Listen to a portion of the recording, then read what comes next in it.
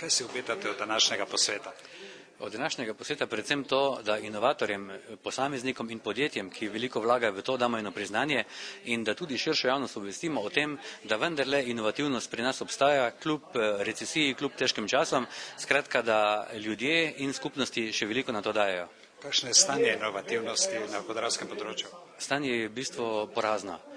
Porazno, če govorimo o naših načrtih in če govorimo o vseh tistih predlogih in inovacijah, ki so žal velikokrat le papir za v arhiv.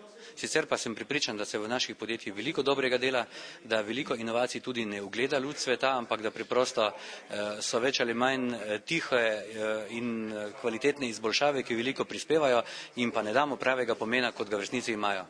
Kakšno pa sodelovanje z univerzo? Sodelovanje z univerzo bi prav gotovo moralo biti bolje.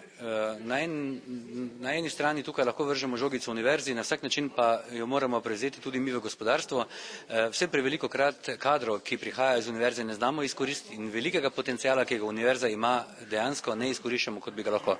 Kaj pa inovacije prihajajo iz mladih vrst podjetnikov ali sploh? Različno.